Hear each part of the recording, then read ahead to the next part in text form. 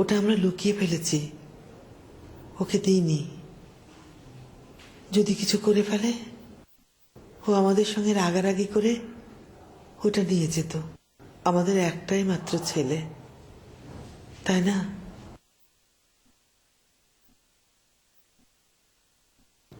কি হলো তোর? তুমি কথা বলছো না কেন? কিছু না।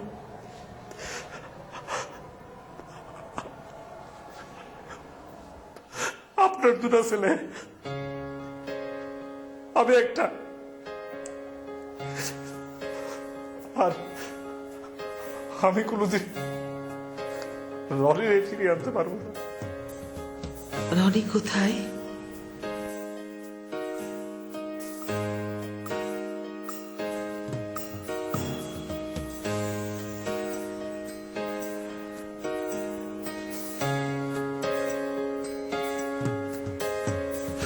রনি কোথায়?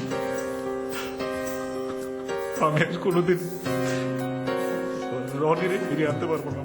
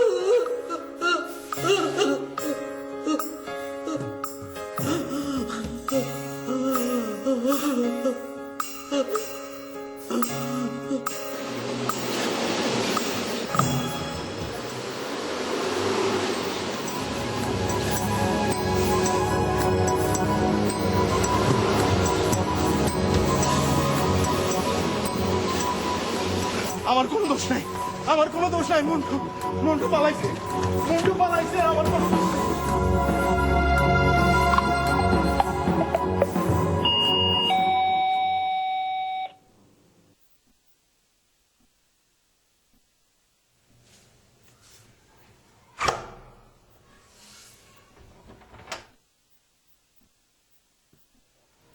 আসসালামু আলাইকুম। আমি কি আসতে পারি?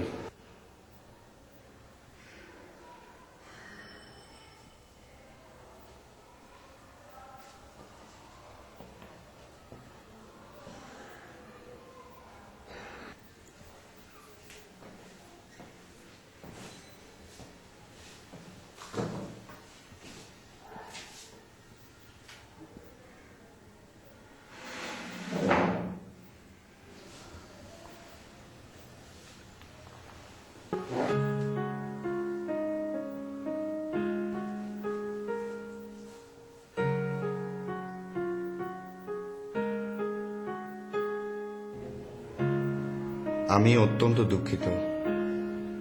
ভুলটা বোধহয় আমারই। কাল রাতে যদি একবার আপনাদের সাথে, আপনাদের তো আর কোনো ছেলে মেয়ে নেই, আত্মীয় স্বজন। রতনকে ধরা হয়েছে, আমার ধারণা ওর কাছ থেকে অনেক কিছু বের করা সম্ভব।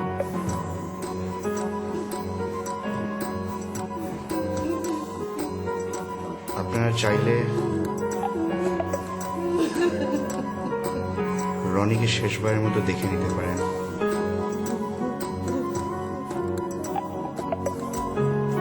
আমাকে লাশ সঙ্গে করে থানায় নিয়ে যেতে হবে পোস্টমর্টেমের জন্য।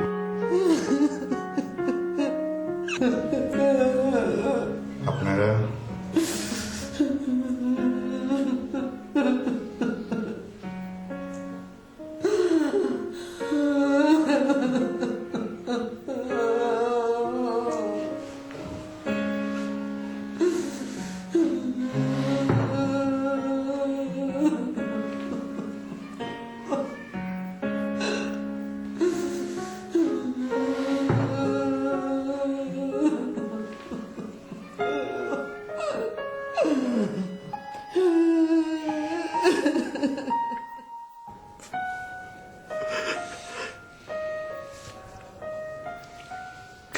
কালকেও ছেলেটার সঙ্গে দেখা হলো, অথচ আমি ভাবতেও পারছি না জানো আতর, এই সময়টা বোধহয় তোমার ও বাড়িতে থাকা উচিত ছিল। হ্যাঁ হ্যাঁ, আমি জানি যে এই সময়টাতে রনের মা ওর সামনে দাঁড়াতে আমার ভয় করবে, সে সাহস আমার নেই। হ্যাঁ নিশ্চয়ই পুলিশ কেস হবে, তারপর ওদের তো বাড়িতে আর কেউ নেই যে ওদের। হ্যাঁ, পুলিশ কেস হবে, দাফন করতে হবে, আর অনেক ঝামেলা আছে না। অন্য একটা ঝামেলাও আছে। কি? পুলিশের ব্যাপার তো বোঝোই, এর মধ্যে আবার না তোমাকে জড়িয়ে ফেলে, আমি সেটা। ওইসব ভয় আতর করে না, এ আমি করি না। বন্ধু, এতক্ষণ বোকার মতো ঘরে বসেছিলাম, ভাগ্যিস তুমি এসে মনে করে দিয়েছো। হ্যাঁ নিজেও তো পারি, কিন্তু আমারও মাঝে মাঝে ইচ্ছে হয় জানো। কি হয়? না থাকে, এখন না, পরে বলবো।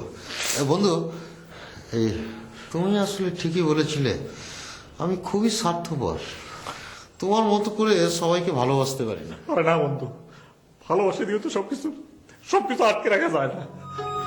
তা জানি, কিন্তু এই শহরটাকে ভালোবাসতে হলে তারও অনেক ভালোবাসা দরকার। এই শহরের মানুষগুলোর মতো শহরটাও